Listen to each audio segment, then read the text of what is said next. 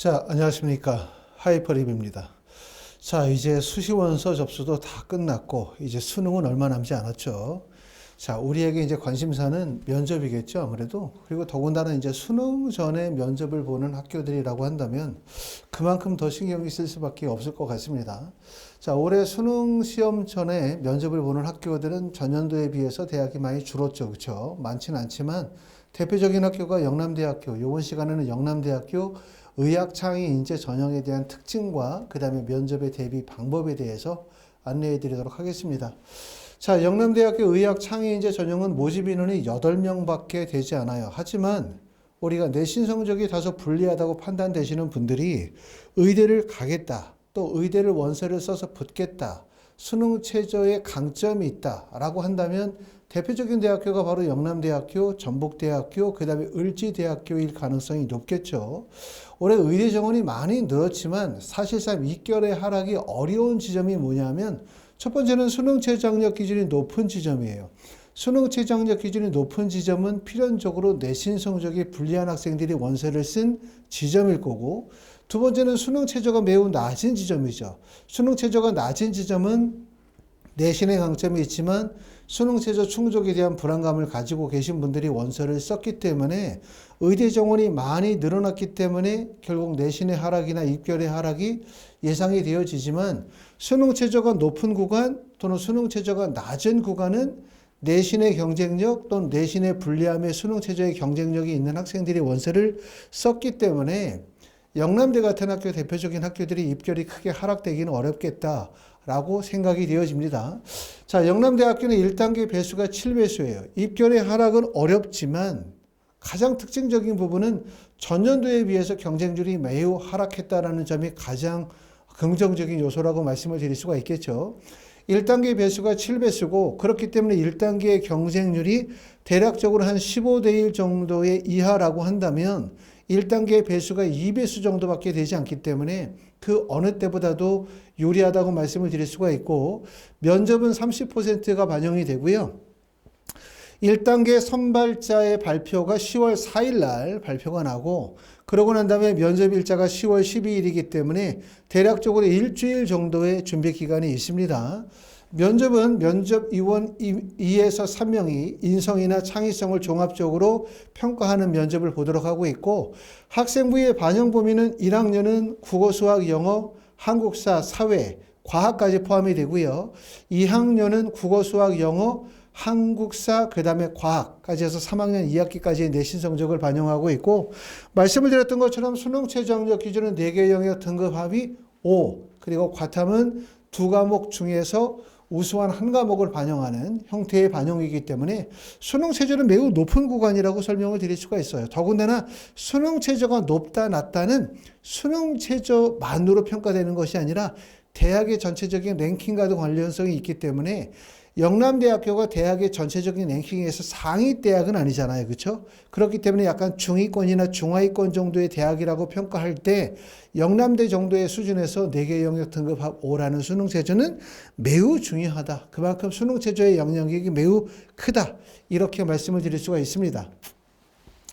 자, 학생부 교과 일반 전형과 학생부 학생부 교과 일반과 학생부 교과 의학 창의의 경쟁률과 입결을 보시게 되면 학생부 교과 의학 창의는 올해 모집 인원이 8명일 때 전년도에 비해서 경쟁률이 많이 하락했죠. 전년도의 경쟁률이 26.13이었는데 올해 경쟁률이 15.88, 말씀드렸던 것처럼 1단계 배수가 2배수밖에 되지 않은 거예요. 그치? 1단계의 배수는 7배수지만 1단계의 경쟁률이 2대 1밖에 되지 않으니까 사실상 1단계를 통과하는 것보다 훨씬 더 어려운 것이 결국은 7배수를 통과하고 면접을 통해서 수능 최저를 충족하고 난 다음에 최종적 합격이기 때문에 사실상 면접의 중요성이 더 크다. 이렇게 말씀을 드릴 수가 있겠죠. 자, 2024년도에 입결을 기준으로 삼면 내신 성적이 1.34, 1.37 정도의 내신 성적을 보여주고 있기 때문에 수능 최저가 높은 구간에 내신 성적이 불리한 학생들이 몰렸다 하더라도 의대 정원이 큰 폭으로 늘어났고, 더군다나 모집 인원이 큰 폭으로 하락됐어요. 경쟁률이 큰 폭으로 하락이 되어졌기 때문에 경쟁률이 전년도에 비해서 많이 하락한 상태에서 수능 최저의 미충족 비율이 대략적으로 충족 비율이 35% 정도라고 생각을 하게 되어지면 결국 수능 최저의 영향력이 매우 클 수밖에 없기 때문에 내신 성적은 전년도에 비해서 뒤로 밀릴 수밖에 없겠죠.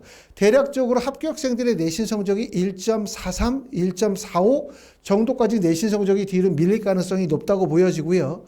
학생부 교과 일반 전형도 보면 전년도의 경쟁률이 37.13이었는데 올해 경쟁률이 23.67이다 보니까 결국은 의대 증원에 따른 경쟁률의 하락이 학생부 교과 일반 전형과 의학창의에서 동시에 발생이 되어졌고 특히 의학창의 전형은 일반 전형에 비해서 경쟁률이 큰 폭으로 낮기 때문에 그만큼 의학창의인재 전형이 매우 유리하다. 이렇게 말씀을 드릴 수가 있겠죠. 자, 원서 지원을 의학창의인재 전형의 원서를 쓰신 분들은 원서 지원 잘하신 거예요.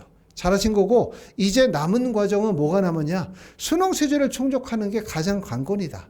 그리고 면접은 어떻게 해야 된다? 가장 효과적으로 면접을 대비하는 게 무엇보다 중요하겠다.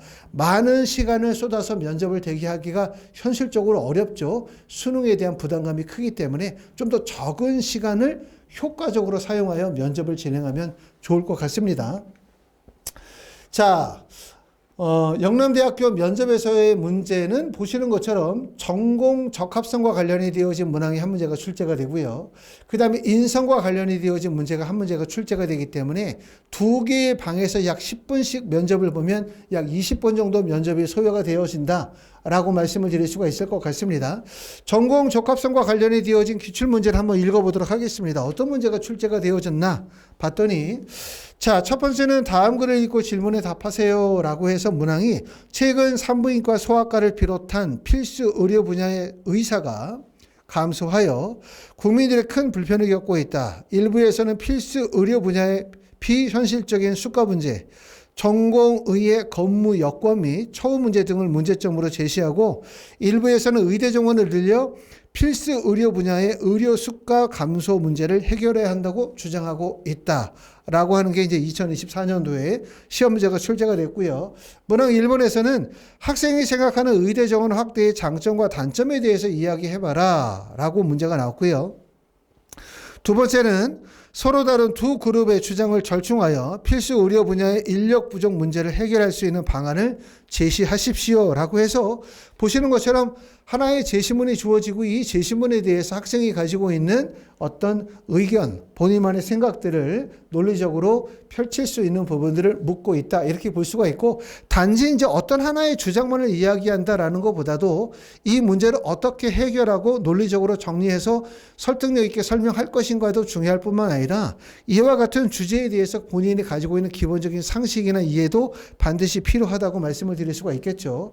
자, 인성의 문제 한번 보도록 하겠습니다. 인성 문제에서는 두 번째 지문 한번 읽어보도록 할게요. 두 번째 지문에서 어떤 문제가 나왔냐 하면 자, 용왕이 불치병에 걸렸습니다. 자, 용왕이 불치병에 걸렸다. 용궁의 어이가 진단한 결과 용왕은 토끼의 간을 먹어야만 나을 수 있다고 합니다.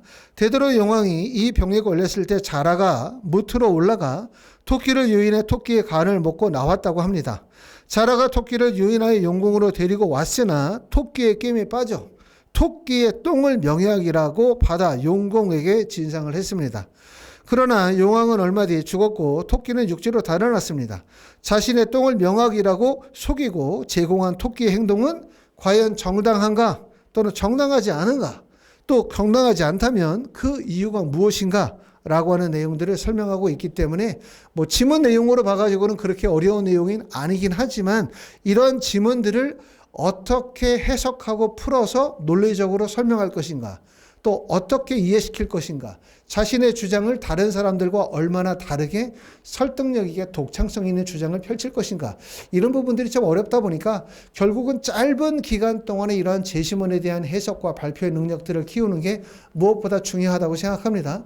자, 하이퍼리뷰에서는 영남대학교 면접을 4시간 3회 수업을 진행을 합니다.